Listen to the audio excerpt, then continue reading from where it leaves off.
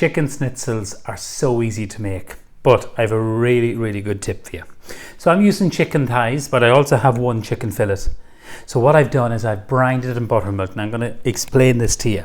So this has been brining in the fridge. If you come in here close, you can see it. So we have some orange, a little bit of thyme or rosemary. I've used both because I have it, but you can just use one or the other. Some garlic, some buttermilk, and then this is the chicken thighs, skinless, boneless, and then this is one small half chicken fillet. What buttermilk does, it gives you the most succulent, delicious tasting chicken, so it does. And this can be done with pork chops or turkey, but definitely with chicken it works delicious, so it does. Cover it with cling film, leave it in the fridge. I have part 1 of this video started on my Instagram account that you can watch. So we're going to crumb this, we're going to fry this, and we're going to jazz up the breadcrumbs. Flat leaf parsley. I'm going to chop this here, use my big chef's knife, and then I'm going to explain what I have in the bowls here. So this is just some of the breadcrumbs, and these breadcrumbs here. Okay, so that's the ciabatta breadcrumbs. So I've just literally pulsed them in the food processor to make them a little bit smaller. A little bit of flat leaf parsley in there. We're going to grate some parmesan, yes, some parmesan into the actual bread. So this is 30-month-old, matured, should I say, Parmesan cheese.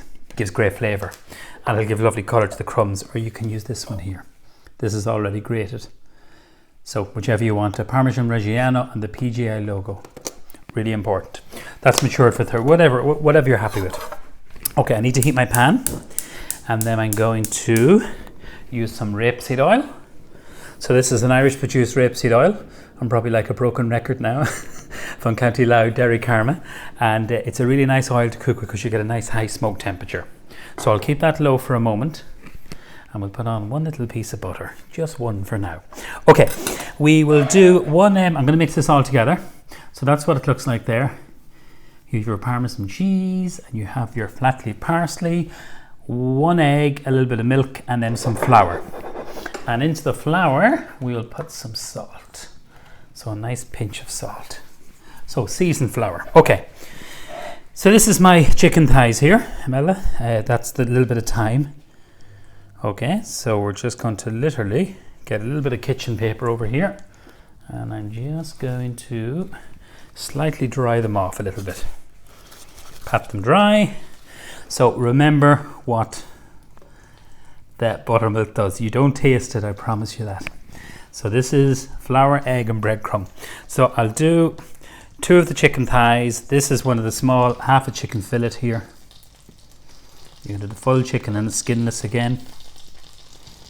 Okay, just dry this one off here. So there's no bone and there's no skin. So remember that. That's really important. You don't cook it in the buttermilk. So into the flour, and then into the egg wash.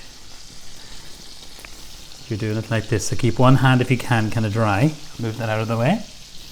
And move this out of the way. So that has been in the fridge for 2 days, but 24 hours is fine. Crumb this, and you can do this ahead, and you can actually freeze it.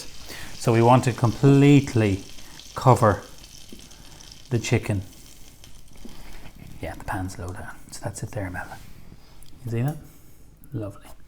So I'm just going to pop it onto the pan. Lovely. Do the same for this. So kind of press it down.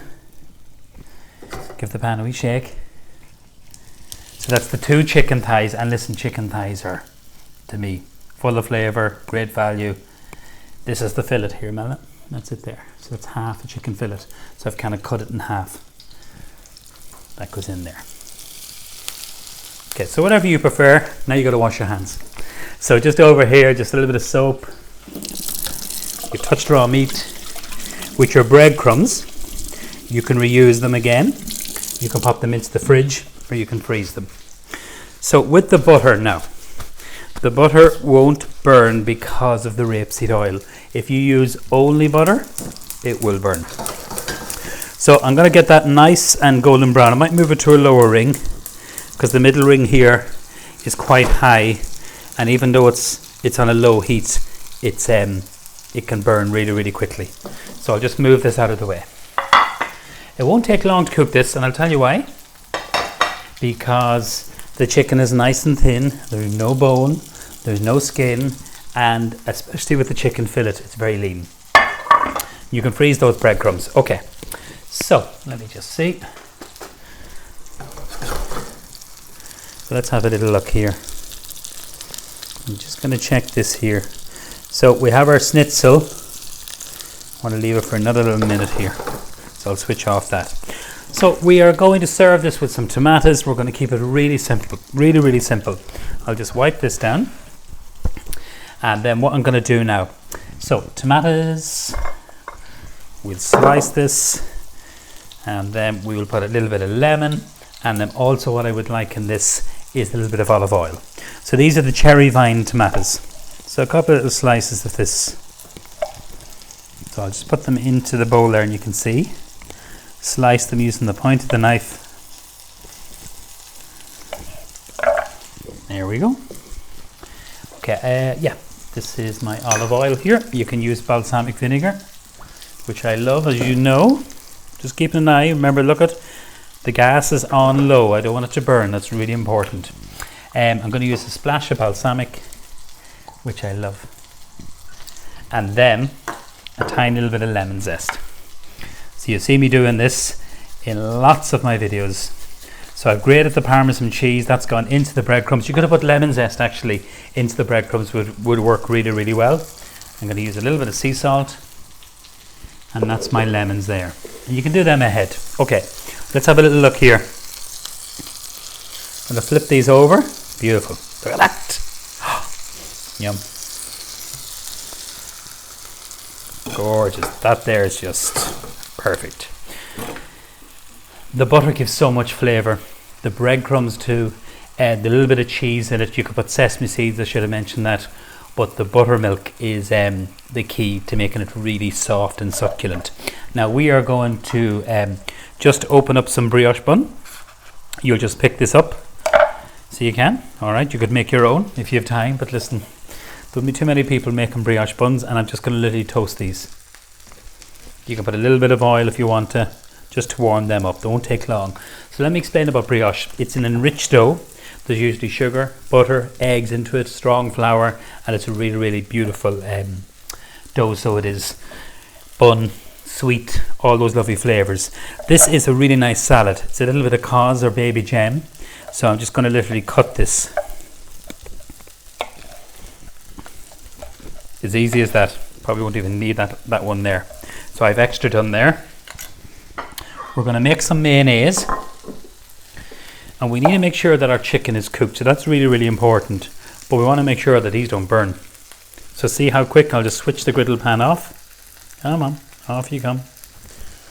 So just give that a nice little toast in there. And then we're going to do a little bit of pesto mayonnaise. So in the bowl we have some mayonnaise. We're going to put a spoonful of pesto, and we're going to mix this all together. So I'm just using the Simply Better, and this is the fresh pesto I'm doing. So this can be all done ahead. Your tomatoes can be done ahead, your chicken can be crumbed. Yeah, that's still a wee bit soft. It needs another minute or two. Remember, the thinner you cut the chicken, the quicker it will cook. So that's what it looks like there. That's our pesto mayonnaise. Nice bit of colour. You could chop in some basil into that, but you have the flavour from the basil coming through already on your, from the mayonnaise. And that's just full fat mayonnaise. Right. This is a really nice product, and it's a tomato country relish. So it is. So this is produced down by Wexford Preserves. So I'm going to put a nice spoonful just on the base of the burger bap.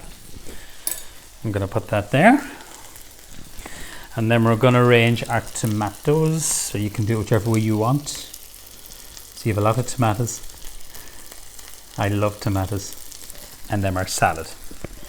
Now let's have a little look at our lovely chicken. Okay, so Either way, it's nicely gently cooking, because this ring here was obviously a little bit hotter. So it was. Now, in case I forget it, I nearly did. The mayonnaise will go on top. Just on top of your salad. So that's really important, guys. If you can, make sure that you have kind of a lovely layered, if you can. Okay, just flip this over. So a little bit of rapeseed oil. That there, I'll just show you here, Mela. So this is the thickest part of the chicken here on the breast, and it just feels a tiny little bit soft. So you just need to give it another. This one here is more or less done. So this is the chicken thigh. So you can decide. Some people don't like chicken thighs. If you were to give me one over the other, in other words, the fillet or the chicken thighs would win. Honestly, I think it's just such a beautiful cut. And when you marinate it, and just to recap, just while that is cooking, just to recap why I did it and what I put in: buttermilk, just move that out of the way, rosemary, garlic, just slice the garlic, orange, it's optional, thyme, and some rosemary there. And that's the chicken. I done that literally 2 days ago in the fridge, and you need to take it out and kind of dry it off. Okay. So firm here, Mela.